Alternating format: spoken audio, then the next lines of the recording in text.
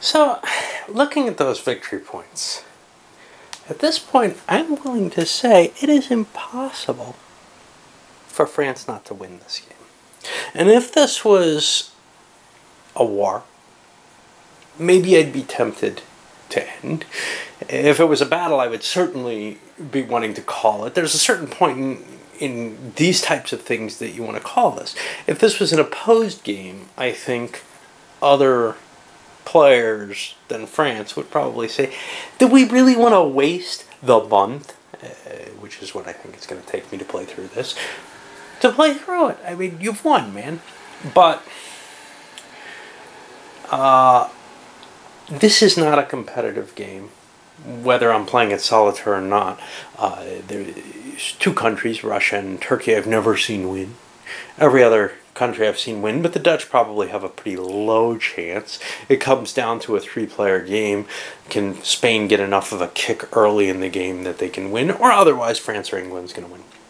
But this is truly an extraordinary situation, one that I've never seen somebody running away with it like this, where it was just obvious that they're going to win. So I want to just take a few moments to talk about that, because it's such a weird situation. I tried to, while I was out swimming, and yeah, it's like above 100 degrees here every day still.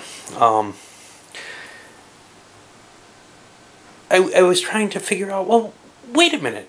You know, were these hopeless wars? The last couple of wars were fairly evenly matched on the naval aspect. Yet still, France managed to destroy the English Navy. Before that, where the Dutch and the English were fighting, actually, I think the French were at a naval disadvantage and managed to defeat both nations, or at least hold them off long enough that they could gain their land advantages against countries like Spain. This all traces way back to the very beginning of the game. France got very lucky. It's sort of a crapshoot. I'd say slightly in the advantage of Spain. The Italian Wars. They didn't win them all, but they managed to march their way down after Milan. They lost the Naples War, I believe.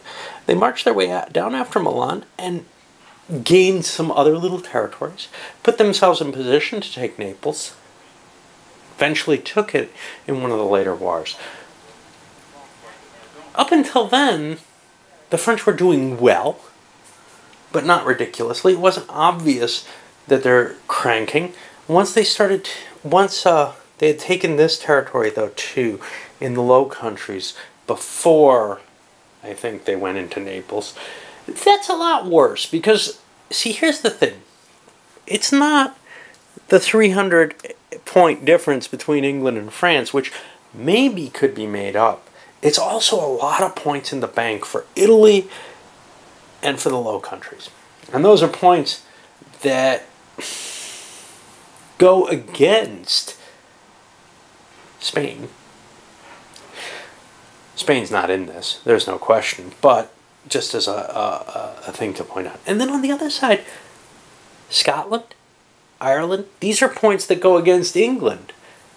This humongous French North American territory. Now, you know, when I start saying, well, maybe I,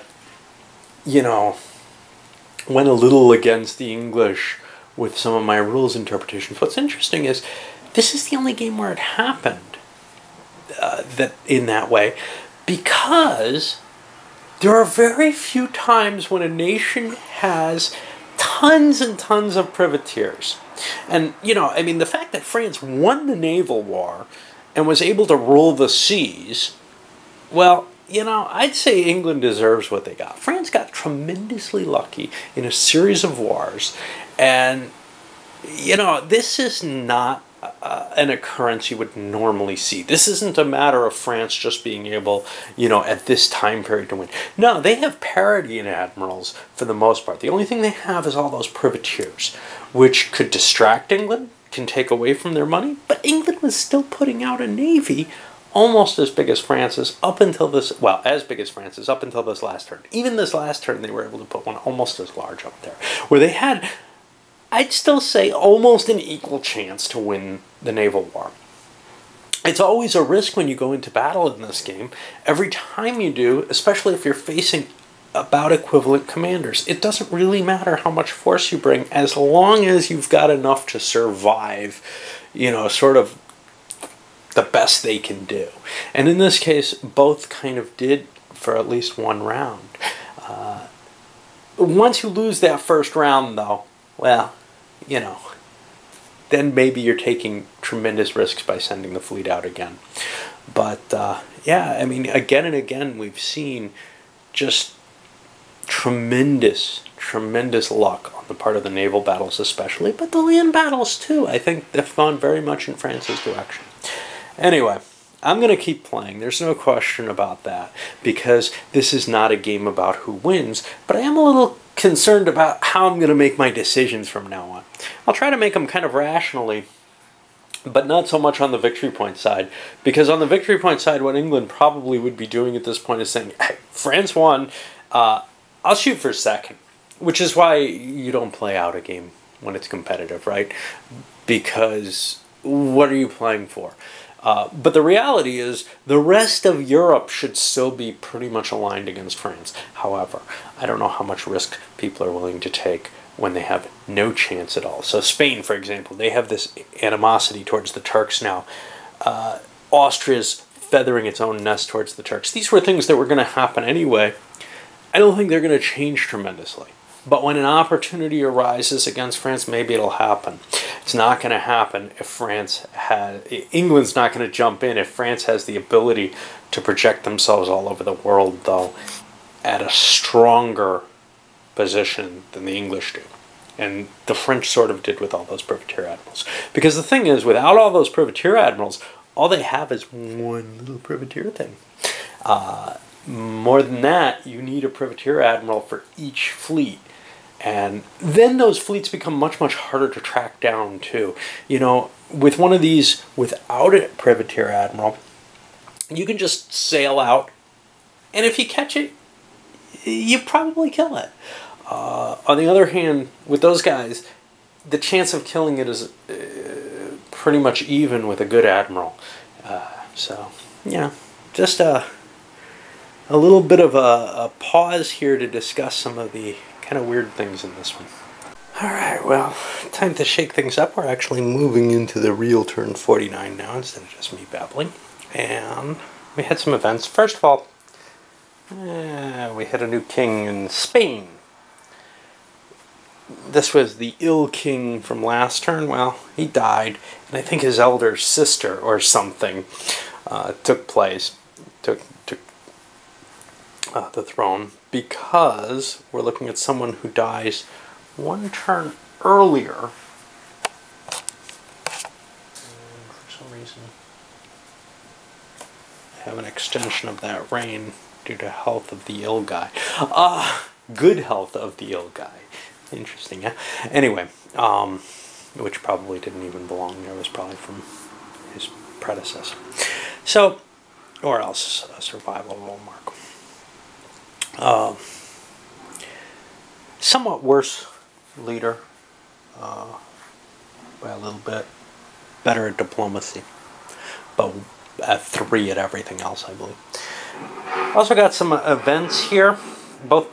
Turkey got refugees, and France got a rush of colonists. Refugees is a little better because it gives you, in addition to a free colonization attempt and bonuses on such, a free commercial advantage as well and bonuses on such.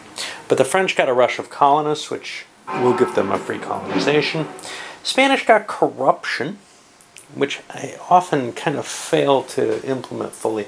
I usually charge the maintenance cost and the purchase of units cost, but it also costs for the purchase of campaigns. And I've got to kind of try to remember that. And we also had a poor weather event. And again, something I forgot last time we played it, because these come up, they came up often early in the game, and then I had one really late in the game, which I just neglected, and now we've got another one, and hopefully I'll remember this one. I've kind of highlighted it, but there's a chance I won't. That increases attrition costs and makes rounds only happen on half the time. That's going to be a problem.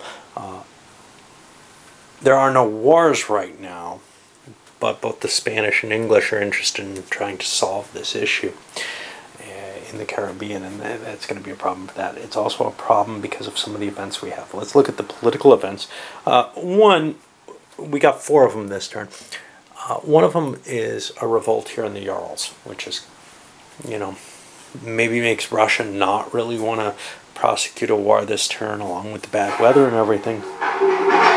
Got another one of William Pitt, who gives the English more war capacity. They have bad neighbors. More war capacity in the sense of having a bigger standing force. Of course, that's not really terribly helpful right now, but if they can get their stability up, maybe they'll join in another war against France and lose some more. It also gives them an excellent minister, 988, and he's going to outlast the dynastic crisis with the Hanoverians, which is kind of helpful. It means they won't go through the penalty for that, I think. I don't know. And let's see what else. It also affects the stats rolled for the next ruler, which will be helpful, although at a slight penalty. So we also got Bantu raids, and I've marked them here. They're going to affect all of Mozambique and the 2 provinces next to it, and that's really bad for the English. That's 100 natives essentially, and they're probably going to burn that down unless the English can get an army there real quick. And the English have some problems, as we've seen. We got also a war against Turkey event.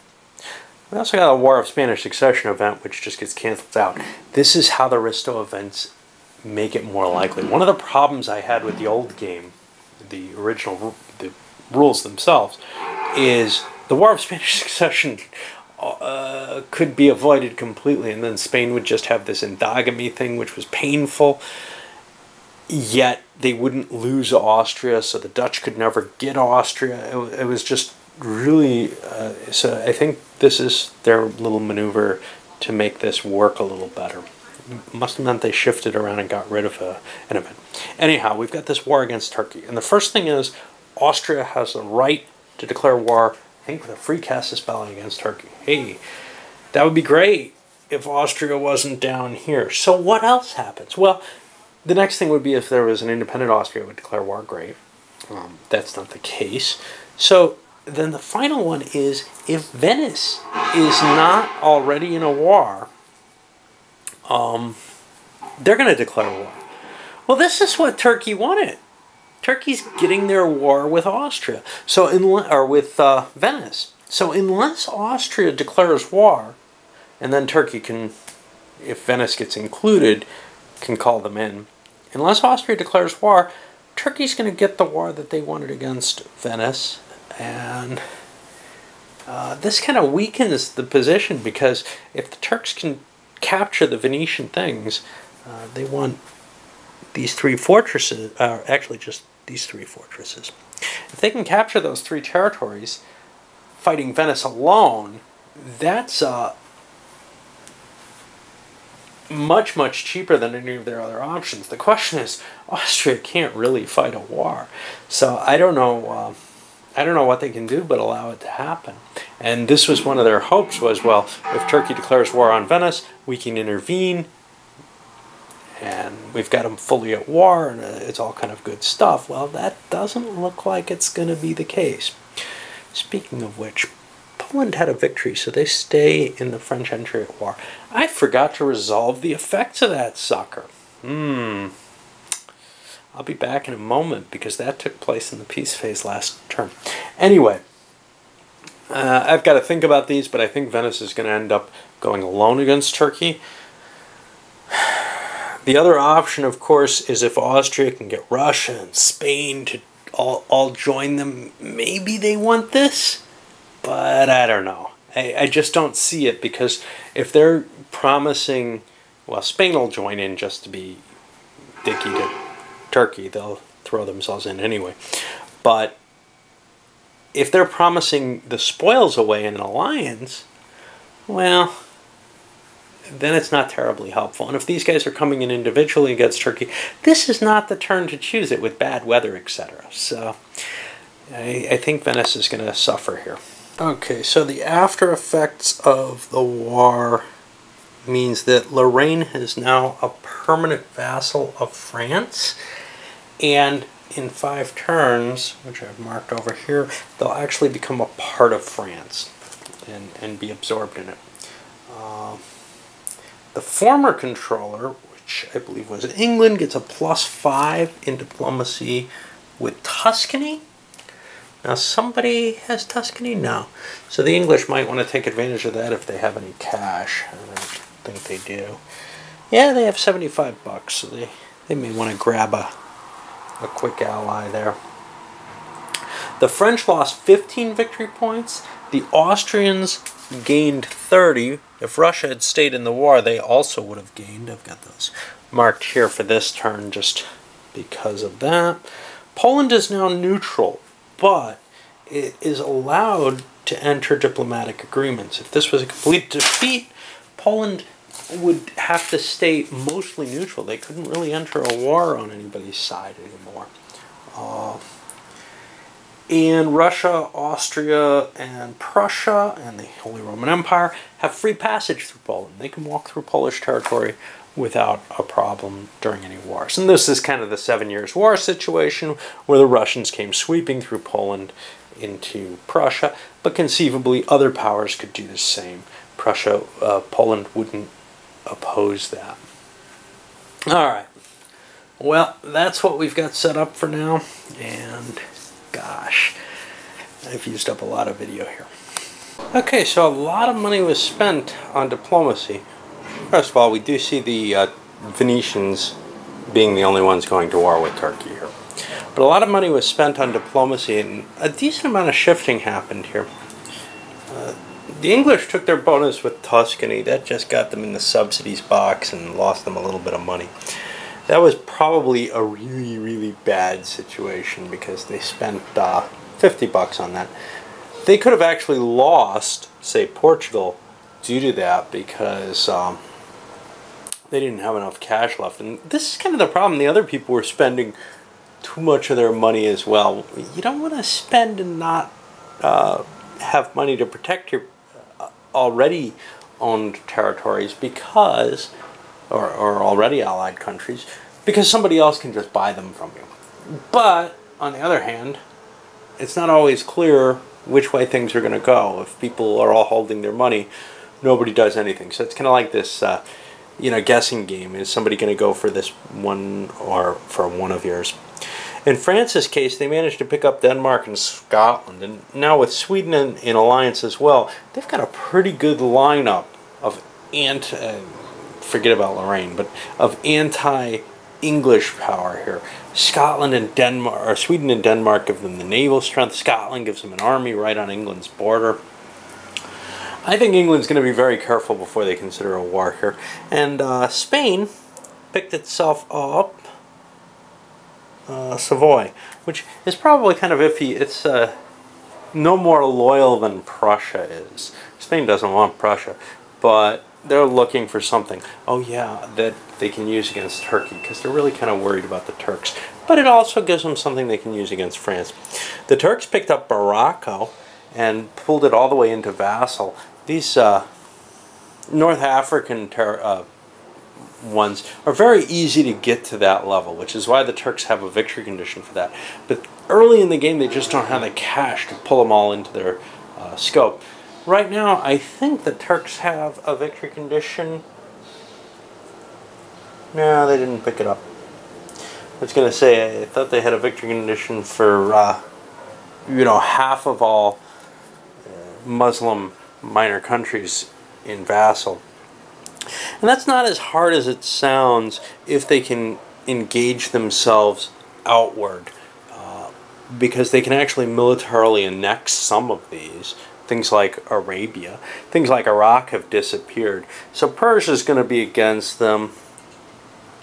The outside rest of the world ones are kind of a problem.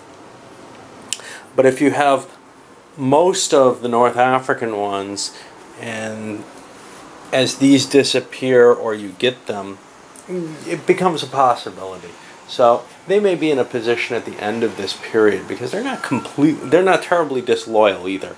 You look at these guys, 15s, 18, they stick with you once you have them.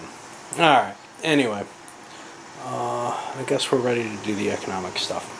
This is going to be a long video. Okay, I'm mostly through the economic phase, but I want to highlight something kind of a little weird that happened. Well, first of all, Austria did go bankrupt.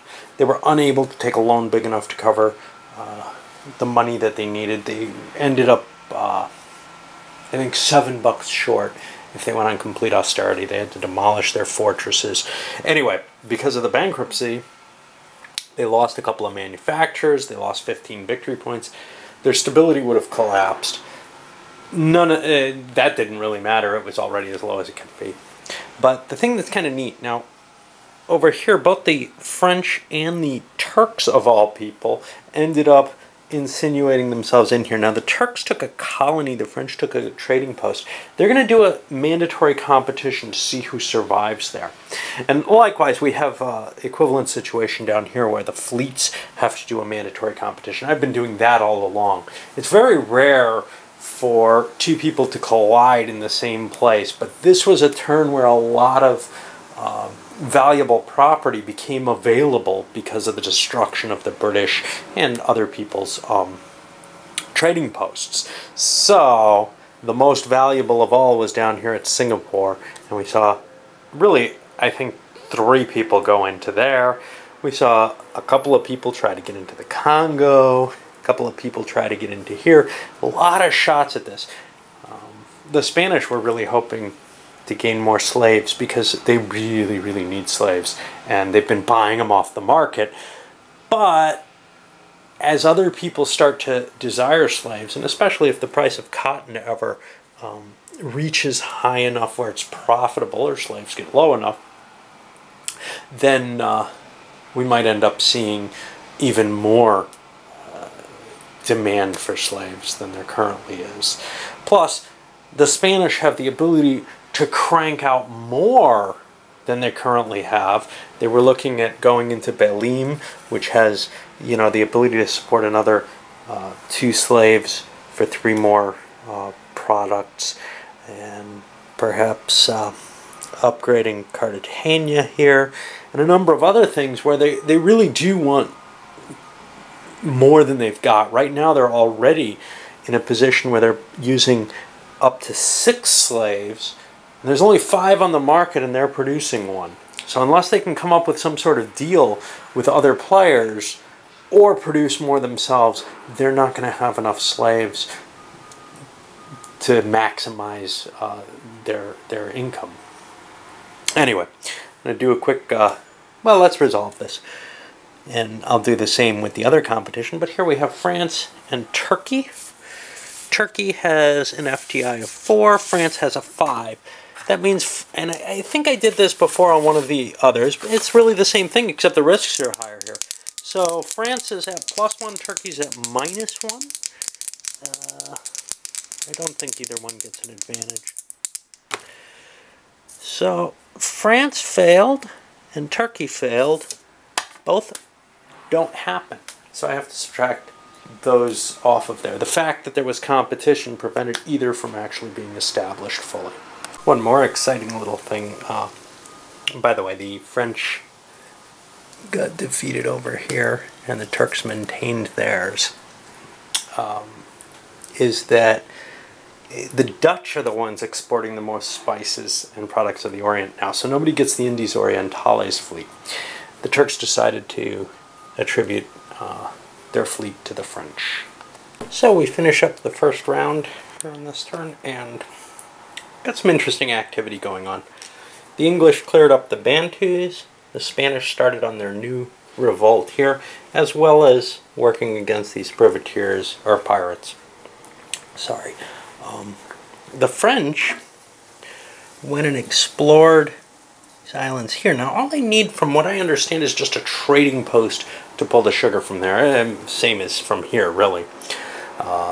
even though there really probably isn't already a native population, so it's a little weird to not actually have to colonize them. I'm not sure that I agree completely with that. At least not a large native population. Elsewhere, what do we see? Some repositioning, the French moving some troops around. Some of them were just notional. I had some troops here that weren't really on the board that I moved into Milan. I knew I was going to do that, so I just did it. We have Venice pushing in while the Turks have opened up siege to Ionia. Now this is kind of an interesting situation. In Ionia, it's an island, but it's got a strait, and as far as I can tell, I just looked at the rules on this, you can trace supply across that, you can cross it. The Venetian fleet can't stop it there. On the same terms, though, armies have no effect on fleets passing through the straits, which we saw earlier. So the Turks are picking up their troops and planning on landing, if they can get there, at another island to begin the siege. But they've got to worry about the Venetian navy now. As well, they also have to worry about this Venetian army that's sieging them. This is the only war that's going on. The Russians took care of their little revolt up here. I'm going to, well, have to switch vids, but I think I'm going to try to get this all in one. After 3 quick rounds, and the rounds go very fast when very little is going on. Most of the things are continuing as they are. We see people laying down markers on territory that they can produce in. The English are building a fort down here, help protect that. It may not be, you know, it's kind of a little late at this point, but they had to deal with it. They have an army parked there. They might as well build the fort. Turks managed to push the Venetians out here. After a couple naval battles, the Turkish navy got defeated, and the Venetians have a leader and the Turks do not. And this is also affecting the peace conditions. So, well, the Turkish leader is not dead, but the victory does affect him. But it also puts the siege in danger, which means the Turks have to come out without a naval leader, which is a dangerous situation. And after 4 rounds, we're at the end of the turn. The Turks were defeated in another naval battle, and their whole army basically dissolved due to not having supply. The Sultan was unable to gain any purchase over here, and even Ionia hasn't fallen yet. So this was so far a pretty bad war for the Turks. Everything else has pretty much stayed the same. The Spanish, only limited success. They get to stay there, but they're not going to have any positive effect there. And in fact, we're seeing enough problems with these pirates that they're going to start very soon, I think, actually raiding Spanish territories, which is going to be a real problem. I think this next turn they go up to 2 pluses. If they go up any higher than that, then they can start launching attacks against the Spanish territories. I don't know exactly how that works, so I'm going to have to look that up. It's something I don't think I've ever seen before. I've seen privateers consider it and decide, hey, that's really not worth it. I've got to fight a battle, and I could end up losing, and all I get to do is pillage in the end. But to see the pirates doing it, it's probably much safer for them.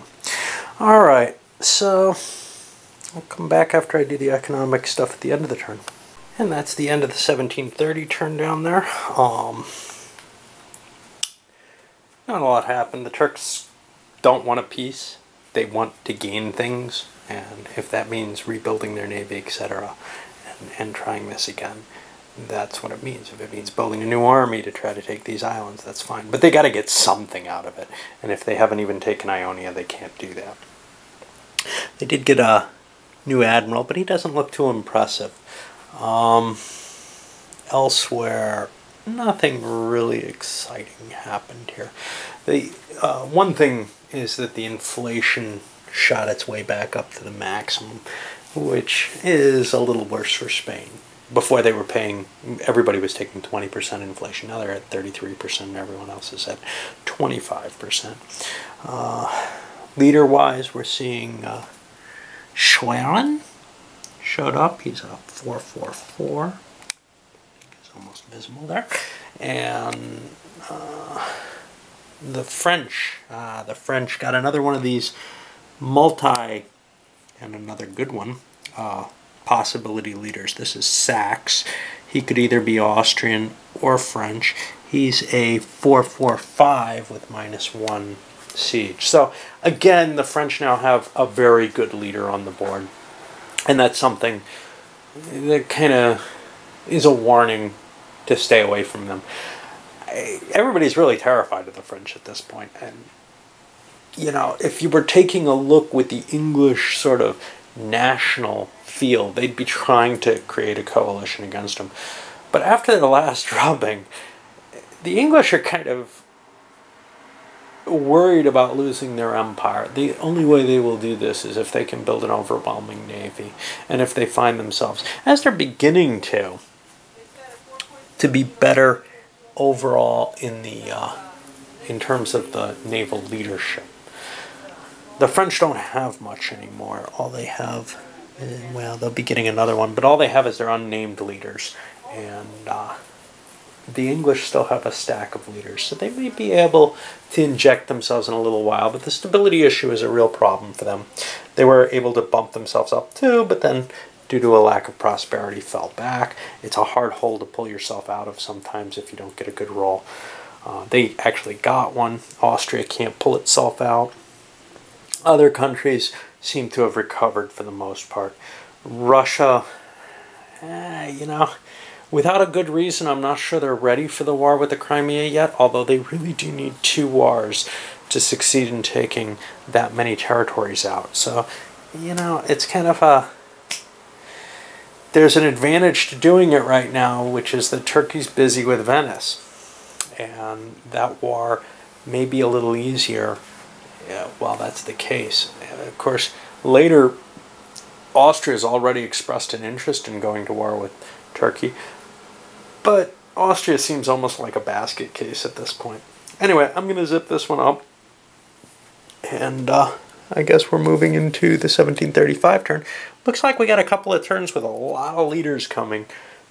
And then later in the game, they kind of, I think, we're not going to have that many leaders. This is the 7 Years' War leaders coming into play now. And there really is no great European war after that. So there are no great leaders to put on the board. And that's kind of one of the, to me, one of the hindrances in the game is that you've got all these named leaders and all these cool people on the board when real things happen, but there's no alignment of those. The Risto events try to do this in some cases, but there's no great alignment of these events to the leaders. So, and I'm not sure how I feel in either case. It's just that you have a very limited pool of mediocre leaders in your default leaders pool. There might be a good one in there, but for the most part, they're pretty so-so, and there's some pretty bad ones in there too. Whereas when we hit the periods where the wars historically happened, well, you've got to reflect that, and because the game takes historical personages into play, it reflects it by putting all these people into play. And that's one of the... I find it kind of disturbing, but actually I think in the expansion, the first expansion, they came up with a list of all the historical kings, so you're stuck with those as well. And I would rather have gone in the opposite direction, although it's great to have the named leaders on the board. In a sense, I kind of wish I could roll up all my generals just like I roll up my kings. I think I've expressed this before. And then, maybe promote them and everything. Very much like the kind of ideas I had with Victory Game Civil War, where, if a leader is successful, whether he's good or bad, he gets a promotion check. And, if he's, if somebody's down, dragging his feet with his troops, he might, even if he's very good, if he's not in a good position, he might actually get bypassed by someone who's not as good but happens to have been in the location at the time. Of course, how do you figure royal favorites and all that crap in? So I don't know. The game makes an attempt, and it's kind of this halfway balance act. I feel like it's the wars that make the men. That there's a lot of men out there, you know, in positions who could have been great leaders, who weren't because the circumstances didn't call. Kind of like you had with the Clinton presidency, where some people reflected that they always had this feeling that he was waiting for some disaster so he could show himself to be great. You know, well, in a sense, there are very good, capable people who aren't called on by history. Whether or not Clinton's one of them, I'm not, you know, making a claim for there. He thought he was, but there are many people who have been reflected on as great, like Albert Sidney Johnson, for example, who, when the circumstances came to play and he actually came into battle, he doesn't seem to have proven himself there, even if he had a great reputation. And that's kind of the feeling that I have. You shouldn't really know how good your generals are until you test them. I don't know. Anyway, going off onto diversions as usual. Onward.